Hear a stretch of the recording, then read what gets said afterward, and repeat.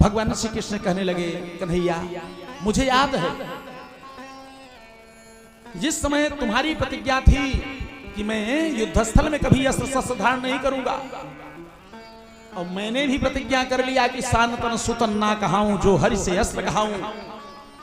और जब युद्ध होने लगा मैंने अर्जुन को मूर्छित कर दिया, रथ के परछक्के उड़ गए,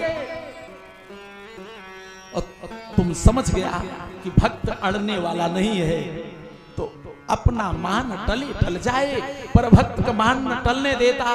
भक्त और भगवान की जब लड़ाई हुई तो तुम अपने को हारी मान लिए, अपनी प्रतिज्ञा को भूल करके रथ के चक्के को लेकर के सिंहवत गर्जना करते हुए जब मेरे तरफ दौड़े कन्हैया, वो सीन मुझे याद है।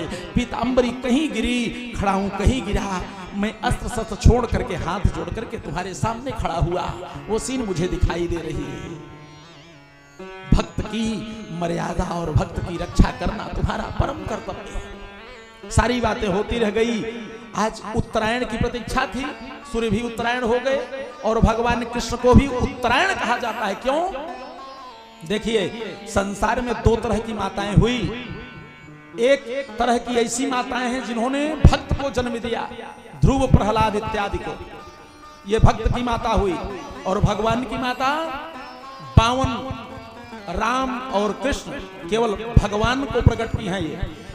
लेकिन ऐसी कोई मां नहीं हुई कि भक्त और भगवान दोनों को अपने उदर में एक साथ धारण कर ले। अगर वह कोई है तो वह उत्तरा महारानी है, जिन्होंने परीक्षित जैसा भक्त और कन्हैया जैसा भगवान को भी अपने उदर में धारण किया। इसलिए भगवान का एक नाम उत्तरायण हुआ। बोलिए उत्तरायण भगवान की जय हो। अब बड़ी प्यारी स्तुति करने लगे। एकादशी तिथि आ गई, कहा कन्हैया एक मेरी प्रार्थना है, जाने के पहले मैं एक चाहता हूं कि मेरी एक पुत्री है जो अविवाहिता है, मैं चाहता हूं कि उसका विवाह करके तब जाऊं। कन्हैया हंसने लगा कि आपकी ही शादी नहीं हुई है तो आपकी पुत्री कैसे? कहा कन्हैया यही तो बात है कि मेरी जो बुद्धि रूपी बिटिया है वह बिल्कुल पवित्र है, मैं चाहता हूं कि उसका विवाह कर दे। कहा किसके साथ? महाराज हम चाहते हैं कि आप अपने चरणों की दासी बना लें, मेरी मति आपके चरणों की दासी बन जाए।